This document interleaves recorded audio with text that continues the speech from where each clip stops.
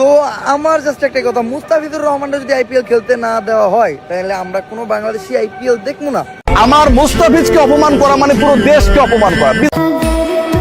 ভারতীয় ক্রিকেট বোর্ডের নির্দেশ মেনে বাংলাদেশের পেসার মুস্তাফিজকে ছেড়ে দিল কলকাতা নাইট রাইডার্স। জাতীয় দলের ব্যাটিং কোচ মোহাম্মদ আশরাফুলের ধারণা আইপিএল বয়কট করতে পারেন বাংলাদেশি ফ্যানরা। পুরো বাংলাদেশে ইন্ডিয়ান প্রিমিয়ার লিগ আইপিএল কে ব্যান, নিষিদ্ধ এবং বয়কট করা হয়েছে।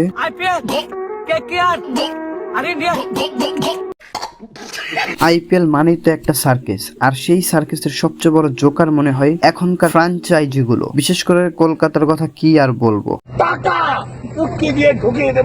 একবার মুস্তাফিজকে নিয়ে নাচানাচি, আবার মুস্তাফিজরেই ছুঁড়ে ফেলে দেয়। ভাই তোরা কি ক্রিকেট খেলোস নাকি চোর পুলিশ খেলোস? 9,20,00,000 টাকা দিয়ে একজনকে কিনলি, আবার তারে বসায় দিলি। মানে তোদের পকেটের জোর থাকতে পারে, কিন্তু বুদ্ধির জোর যে হাঁটুতে সেটা আবার প্রমাণ করে দিলি।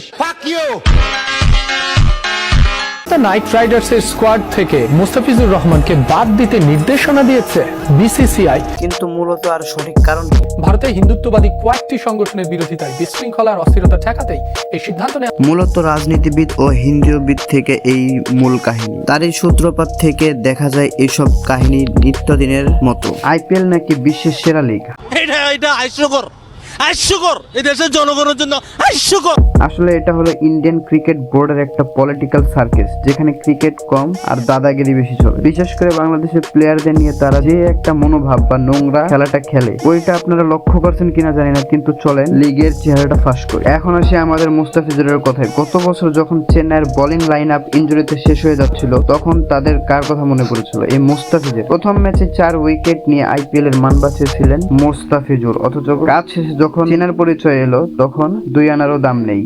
খানকির বলা, চুত মারানি বলা, ফুটকি মারা খানকির বলা, বাইঞ্চতানি করো না খানকির বলারা। আমি কি তোর মারা চুচ্ছি? ভাই তোরা ইন্ডিয়া হন, মুস্তাফিজের আইপিএল লাগবো না, আইপিএল এর ফি মুস্তাফিজুরের দরকার। পরে বাদ দেওয়া তোদের হার্টবিট বাড়িয়ে দিই। কলকাতার কপাল পরা ছিল, আছে আর থাকবে। মুস্তাফিজুর নিজের দেশেই রাজা, আমাদের এই চ্যারিটি লিগের দয়ার দরকার নেই। কি কেকেআর ভক্তরা গায়ে লাগছে, লাগুক, সত্যি কথা তো একটু তিতা হবেই।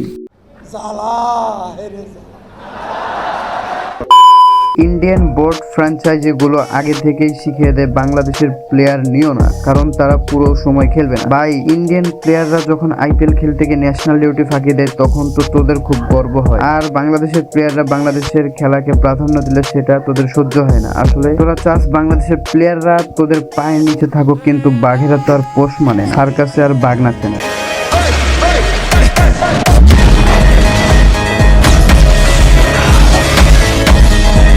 এবারের এই কাহিনী শুধু ধর্মান্তিক নয়, তার সাথে আছে ভিউ পাওয়ার নাটক এবং বাংলাদেশের অডিয়েন্সকে ব্যবহার করে আইপিএল এর রিচ বাড়ানোর ধান্দা। আমাদের বাংলাদেশের প্লেয়ারদের অসম্মান করে নিজেদের ক্ষুদ্র মানসিকতা বারবার প্রমাণ করে ইন্ডিয়া।